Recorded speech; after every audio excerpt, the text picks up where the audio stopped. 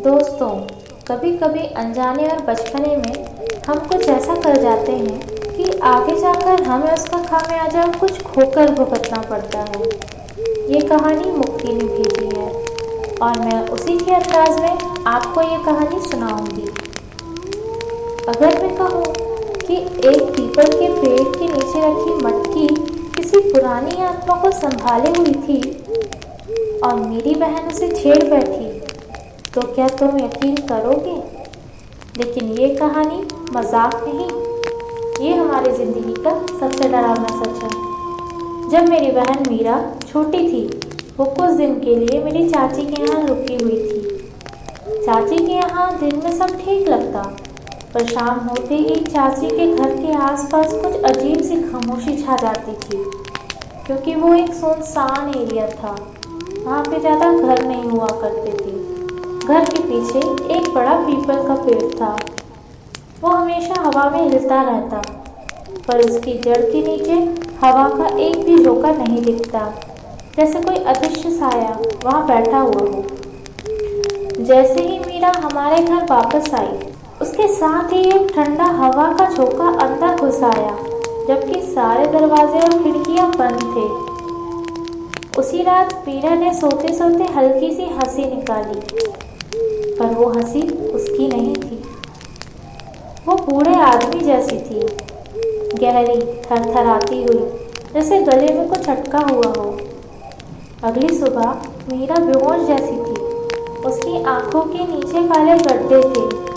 हमारी तबीयत भी धीरे धीरे गिरने लगी। लगता था जैसे कोई अनदेखा भार हर वक्त हमारे कंधों पर बैठा हो। हमारे घर एक तोता पला हुआ था। वो तोता मीरा से बहुत प्यार करता था, पर मीरा की तबीयत बिगड़ते ही तोते ने उसके पास आना बंद कर दिया।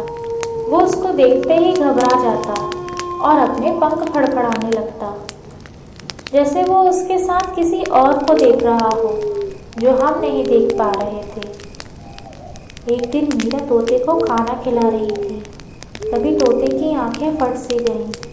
उसने सीधा मीरा के पीछे देखा और चीखता हुआ फड़फड़ाकर घर के बाहर उड़ गया। उसकी चीख आज भी कानों में गूंजती है। वो ऐसी चीख थी जैसे किसी ने उसके दिल को जोर से मोड़ दिया हो। हमारा तोता फिर कभी वापस नहीं आया। उसका दुख हमें आज भी है। उस दिन के बाद से हमारी ज़िंदगी धीरे धीरे बर्बाद होने लगी। उस दिन के बाद घर में रात को दीवारों पर खरोचने की आवाज़ आती, किसी बूढ़े इंसान की सांसें सुनाई देती, जैसे कोई करा रहा हो, जैसे कोई हंस रहा हो।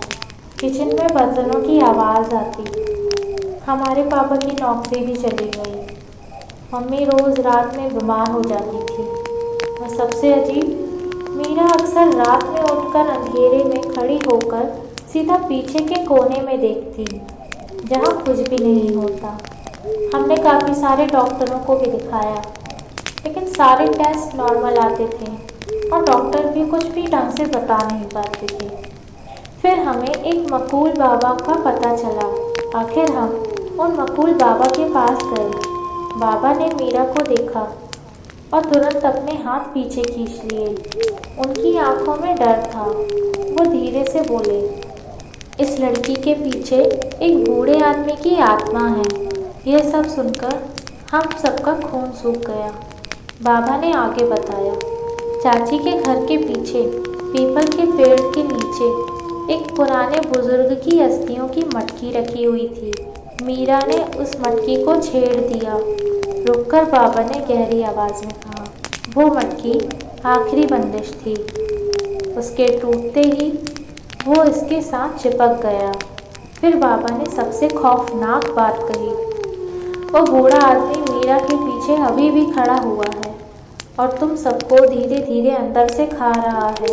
इसलिए तुम सबकी तबीयत इतनी बिगड़ती जा रही है।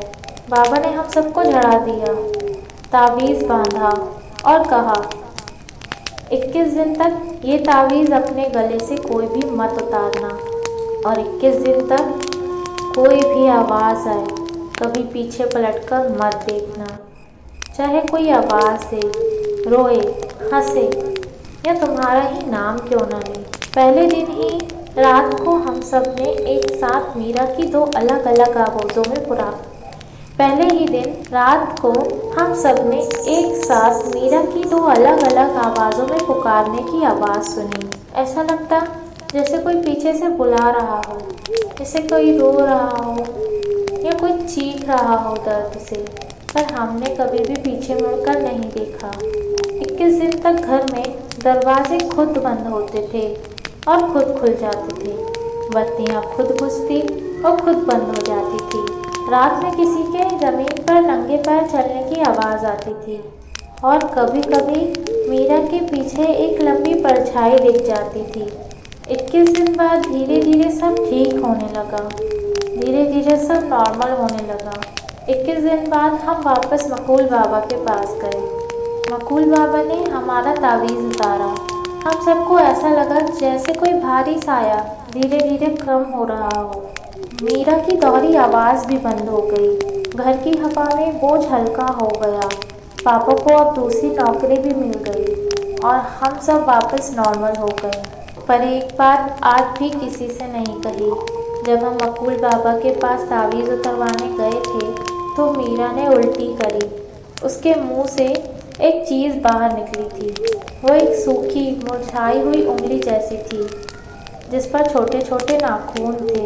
बाबा ने चुपचाप उसे जला दिया और हमें देखकर बोला, यह तुम्हारी बहन के गले तक आ चुका था और कभी भी आप सबके साथ कुछ भी हो सकता था। वो तो अच्छा हुआ कि आप सब समय रहते मेरे पास आ गए। ये थी मीरा की कहानी। अगर कहानी ने रात में तुम्हारी नींद उड़ा दी हो तो लाइक और कमेंट ज़रूर करना और ऐसी और हॉरर कहानियों के लिए चैनल को सब्सक्राइब कर लो। मैं मिलती हूँ अगली ऐसी ही कहानी के साथ। तब तक के लिए शुभ रात्रि।